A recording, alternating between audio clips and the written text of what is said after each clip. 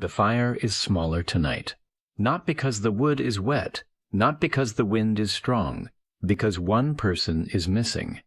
20,000 years ago, as darkness closed around a small camp, every pair of eyes knew exactly who was not sitting by the flames. The oldest hunter stared into the trees. A mother pulled her child closer. Nobody spoke the missing person's name. A few months earlier, that person had walked among them, shared food, shared stories, shared shelter. Now there was only an empty space beside the fire. And that raises a question almost nobody asks when thinking about ancient life. What happened to the weakest person in the tribe? Not the strongest hunter, not the fastest runner, not the leader, the weak one, the injured one, the difficult one, the person who became a burden when survival was already hard enough. Most people imagine a simple answer, but the truth is far stranger. To understand what happened to the weakest person, you first have to understand what a tribe really was. Today, being alone is uncomfortable. Back then, being alone could be deadly.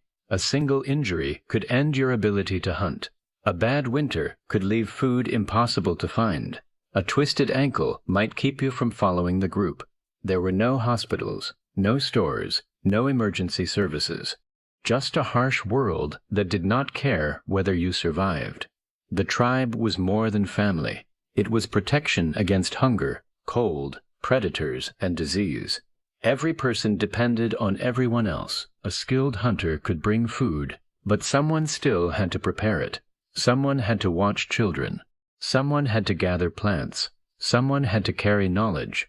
Survival was a team effort. That created a difficult problem. What happens when one person takes more from the group than they give?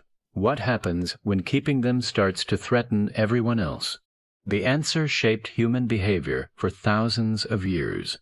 Most people imagine ancient tribes keeping order through force, but that was usually not the first tool they used.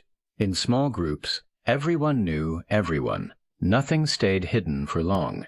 If someone constantly cheated, lied, stole food, or refused to help, people talked, not in formal meetings, not in courtrooms, around fires, while gathering food, during long walks between camps. Reputation spread quickly because information spread quickly, and reputation mattered.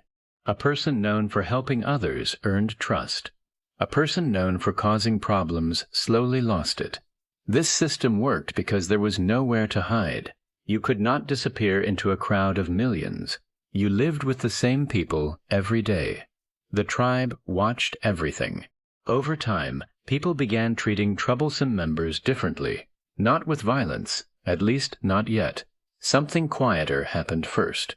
And in many ways, it was worse. Imagine entering camp after a long day. People glance at you, then look away. Conversations stop when you approach. Nobody asks for your opinion anymore. Nobody saves you a place near the fire. You are still there, but somehow you are not. This was often the real punishment. Small acts of social withdrawal, a little less warmth, a little less attention, a little less trust. At first, the changes were easy to ignore. Then they grew. The invitations stopped. The shared jokes disappeared. The friendships weakened. Eventually, a person could become almost invisible while still standing among everyone else. For human beings, this kind of treatment hurts deeply because our brains were built for connection. For thousands of generations, belonging meant survival.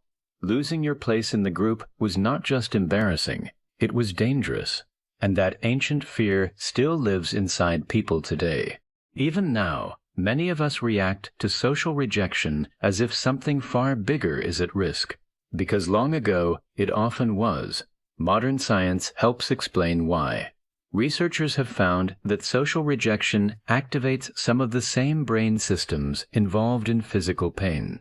In other words, your brain does not treat exclusion as a minor problem. It treats it as a threat. That is why people replay awkward moments for years, why criticism can feel overwhelming, why being ignored sometimes hurts more than being shouted at. These reactions did not appear by accident. They were shaped by evolution. For ancient humans, noticing signs of rejection could provide an early warning. Something was changing. Something was wrong. Your position in the group might be slipping. The discomfort pushed people to repair relationships before things became worse. That made survival more likely. The strange part is that the ancient world may be gone, but the system remains.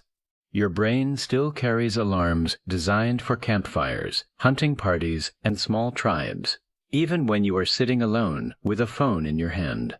Of course, not everyone responded to those warnings. Some people changed their behavior, others did not, and some became genuine threats to the group. A person who repeatedly stole food could endanger everyone during a harsh season. Someone who caused constant conflict could weaken cooperation when unity was needed most. In those situations, tribes sometimes became much harsher. Anthropologists studying traditional societies have found that groups often acted together when a person's behavior threatened collective survival. The goal was not revenge. The goal was protection. Importantly, these decisions were rarely made by a single powerful ruler. Most early groups had limited authority structures. Instead, shared agreement often drove action. People recognized the danger together. Only then did stronger consequences appear. This tells us something important. Ancient people were not simply cruel. In many cases, they tolerated problems for a long time before taking serious action, which makes the final punishment even more striking. The harshest punishment was not a beating. It was not prison. It was exile. Today, leaving a community might mean moving to another city. Back then, it could mean losing everything: your food sources, your protection, your allies, your knowledge network, your chance of surviving illness or injury. Alone, even a healthy person faced enormous risks. For someone already weak, those risks became much greater. Some anthropologists argue that exile could carry consequences almost as serious as a death sentence in certain environments. That is because humans evolved to survive together. The tribe multiplied individual strength. Without it, every challenge became harder. This creates a surprising paradox. The punishment that seemed less violent often carried the greatest danger, not because anyone raised a weapon, but because the world outside the tribe already was one. And once the group stepped away, a person had to face it alone. Now return to that empty space beside the fire. The missing person may not have been the weakest hunter.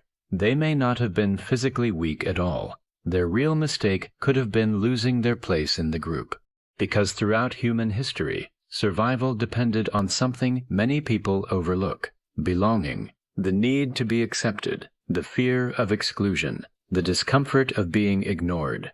These feelings are not modern flaws. They are ancient survival systems still running inside us. Every awkward silence, every moment of rejection, every desire to fit in, each one carries an echo from a much older world.